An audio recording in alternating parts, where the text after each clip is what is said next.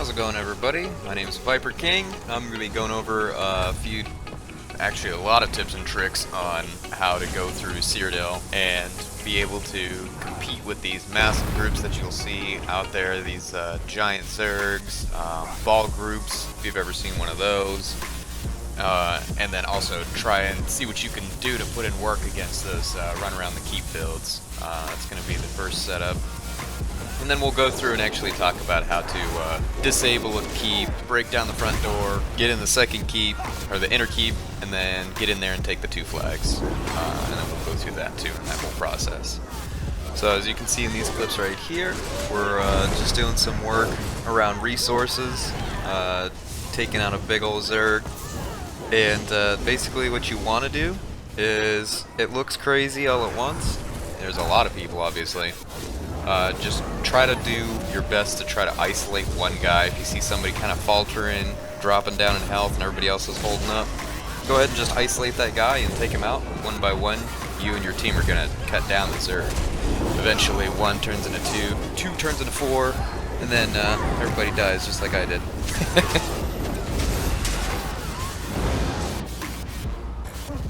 Here's your run around the keep build. Here's your typical guy. It's probably high-speed tank. You're going to want to try to slow him down. That's why I got those ice shards on this character. Stunning constantly. Make sure you got stuns up. Snares are really good. Slow them down. Once they start getting slowed down, you'll see that they die just like everybody else.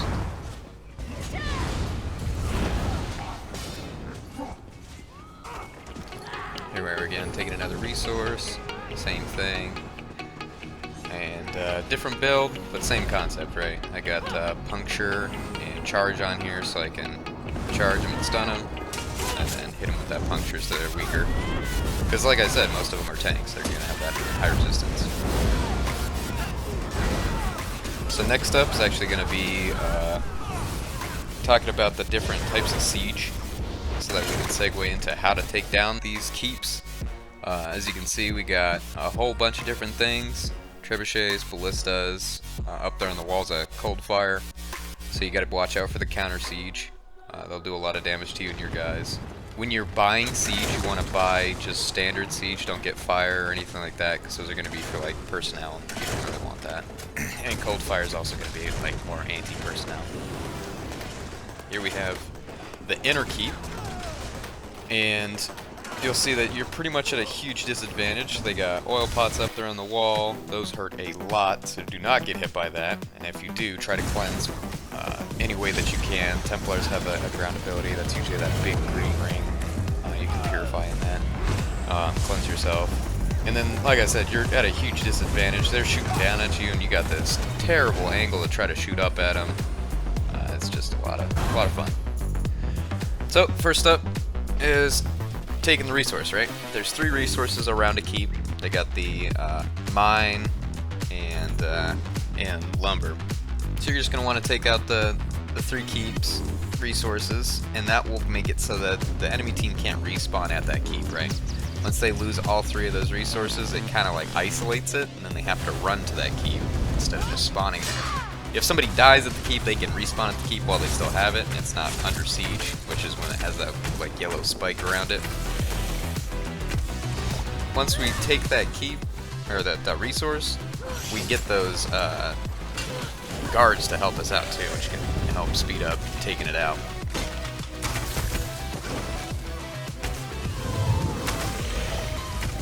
There we are again, just going up, doing the same thing over again, taking out the resources. And taking out resources is super easy when you're, if you don't have like a huge group with you.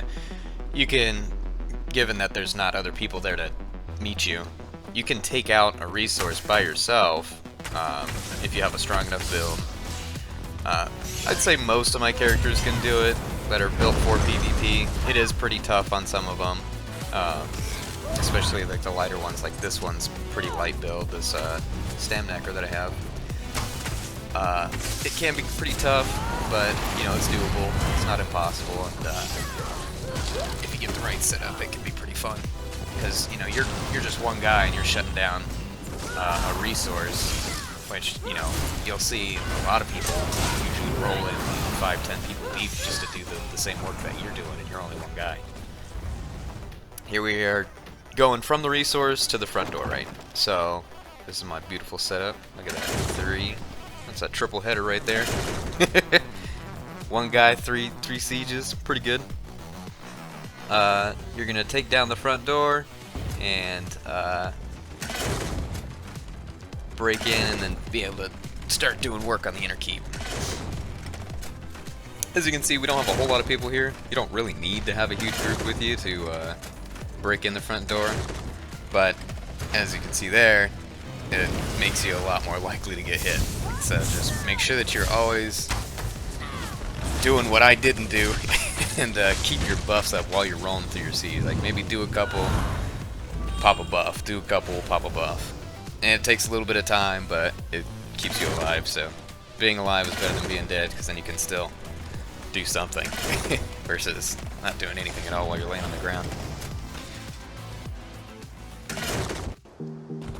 That was the front door that we were hitting. Here is like the side wall. So if you're hitting the side wall, you want to make sure that you don't hit that door, that small door, I guess.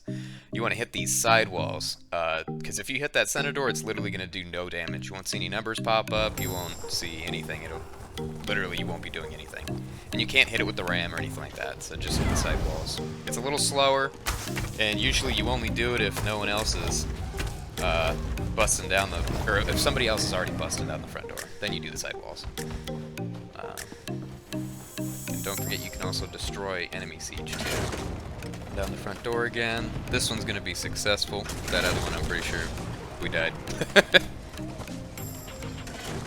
And here you can see a lot of the functions of like a full group, right? Like you can see the counter siege hitting me. Our guy's doing the long range, which is your siege, the mid range, which is like the personnel, and then the close range is going to be that ram up on the front door. Rams do a ton of damage. They take a long time to hit, but you're only standing there, so it's pretty nice and so you can stand there. You can actually park a ballista behind the siege if you're super pro, and you can hit this the siege and be a part of the ballista at the same time. You got to be like right up on it though. So you can see the front door's down. We're gonna make our push inside and take out all the excess personnel outside. It's not really needed to take out people. As you can see, like most of the group's already gone inside, because once you go inside, you know, the pressure's there. So they're kind of panicked to get caught in this like middle zone to try and fight us outside and inside, two different sides, or two angles, I guess I should say. But it's better to just push inside so that you can start hammering the front door. So here's the inner keep door. Same concept. You can put up the ram, hit it with ballista. Trebuchet's a little tough because you got the keep wall behind you, so that angle can get kind of rough in some keeps, and other keeps have like trees and all sorts of shit to block your way, so you can't see anything. So, you know, personal preference there. I wouldn't use it. So then we'll go inside, and here's your two flags that you're looking at, right? You got the flag of the front door and the flag of the back door. The idea is to take both of them just like a normal flag, and then once you have those, it'll be about like, I'd want to say close to 5 minutes, and then you'll have the keep in your control for your faction, and then you'll actually get all the guards and everything like that to turn over the pack merchant, or siege merchant, and all that good stuff. Now if you have a guild, and you're rolling with them, and you want to take one of these keeps for your own, there is a merchant next to the siege merchant, and you can talk to him or her.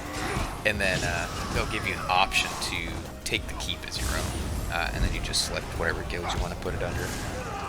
And then that will give you a merchant out in the world, like a guild merchant, which is pretty cool. So as long as you have that keep, your guild will have either that as a merchant or another merchant. So that too. So that's pretty cool. Let's see, here you go. You're turning the defensive siege materials against them, right? This dude's rocking his own pot inside the keep, turn it over, so there's a lot of room for creativity to try to turn the tide while you're in there. Because it can be pretty tough You know, you got Necros now that can, that whole dead group down there can just rise up and come again. So, and then once you're done with that, right, you took both the flags, you're gonna come back outside, close up the outside door and the inner keep door. Obviously the outside door is more important because if you take the keep and then a group rolls straight through the front door again, it's a little tough to try to fight them off while your guys are still scrambled. Just start repairing the doors, watch out for bombers obviously, so don't forget to keep your buffs up. And then just clean up after that, so it's nice and easy. So yeah. That's pretty much it, guys. Super easy video. Solid PvP tips and tricks that, you know, they're not super complicated or complex. They're just things that I picked up that some people might be missing, some people might not know. I appreciate the support again, and please like, favorite, subscribe, and I am going to keep putting out these videos and try to help out everybody as best I can, because I'm a nice guy like that. Have a great day, y'all.